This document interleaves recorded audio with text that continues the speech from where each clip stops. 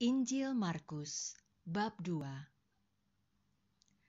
Kemudian, sesudah lewat beberapa hari, waktu Yesus datang lagi ke Kapernaum, tersiarlah kabar bahwa ia ada di rumah.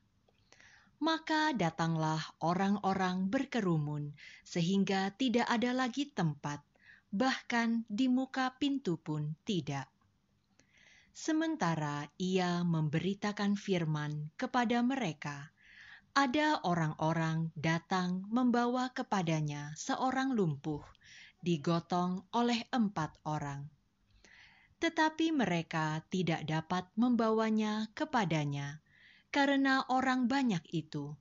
Lalu mereka membuka atap yang di atasnya. Sesudah terbuka, mereka menurunkan tilam tempat orang lumpuh itu terbaring. Ketika Yesus melihat iman mereka, berkatalah ia kepada orang lumpuh itu, "Hai anakku, dosamu sudah diampuni." Tetapi di situ ada juga duduk beberapa ahli Taurat. Mereka berpikir dalam hatinya, "Mengapa orang ini berkata begitu? Ia menghujat Allah. Siapa yang dapat mengampuni dosa selain daripada Allah sendiri?" Tetapi Yesus segera mengetahui dalam hatinya bahwa mereka berpikir demikian. Lalu ia berkata kepada mereka, "Mengapa kamu berpikir begitu dalam hatimu? Manakah lebih mudah mengatakan kepada orang lumpuh ini, 'Dosamu sudah diampuni,' atau mengatakan, 'Bangunlah, angkatlah tilammu dan berjalanlah'? Tetapi supaya kamu tahu bahwa di dunia ini Anak Manusia berkuasa mengampuni dosa." Berkatalah ia kepada orang lumpuh itu, "Kepadamu kukatakan, bangunlah, angkatlah tempat tidurmu, dan pulanglah ke rumahmu." Dan orang itu pun bangun, segera mengangkat tempat tidurnya, dan pergi keluar di hadapan orang-orang itu, sehingga mereka semua takjub, lalu memuliakan Allah, katanya, "Yang begini belum pernah kita lihat." Sesudah itu, Yesus pergi lagi ke pantai danau, dan seluruh orang banyak datang kepadanya. Lalu ia mengajar mereka. Kemudian, ketika ia berjalan lewat di situ, ia melihat Lewi, anak Alfeus, duduk di rumah cukai. Lalu ia berkata kepadanya, "Ikutlah aku." Maka berdirilah Lewi, lalu mengikuti dia. Kemudian ketika Yesus makan di rumah orang itu, banyak pemungut cukai dan orang berdosa makan bersama-sama dengan dia dan murid-muridnya, sebab banyak orang yang mengikuti dia.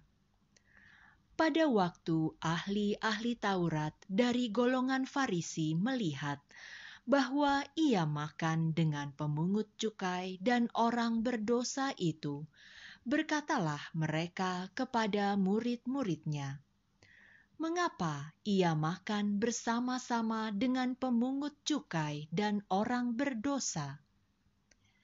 Yesus mendengarnya dan berkata kepada mereka, "Bukan orang sehat yang memerlukan tabib, tetapi orang sakit.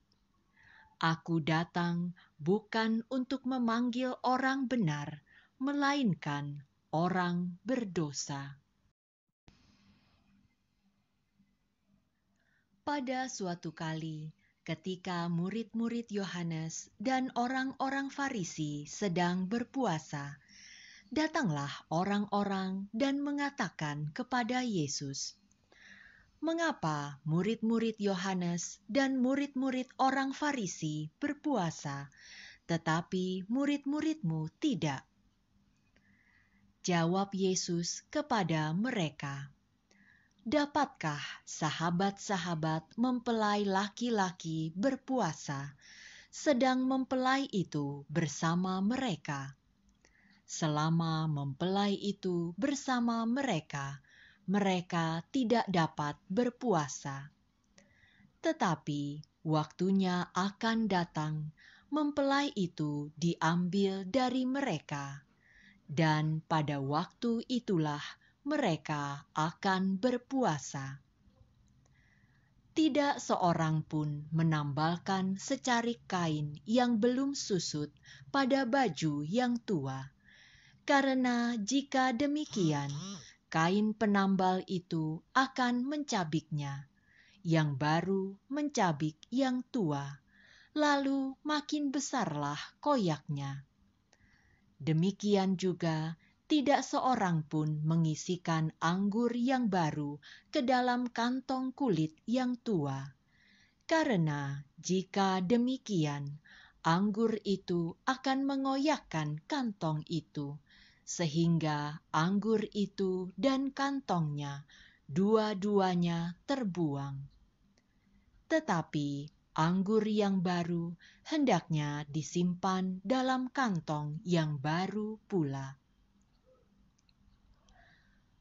Pada suatu kali, pada hari Sabat, Yesus berjalan di ladang gandum, dan sementara berjalan, murid-muridnya memetik bulir gandum.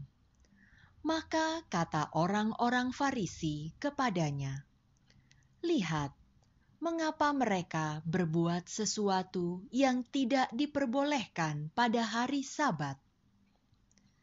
Jawabnya kepada mereka, "Belum pernahkah kamu baca apa yang dilakukan Daud ketika ia dan mereka yang mengikutinya kekurangan dan kelaparan?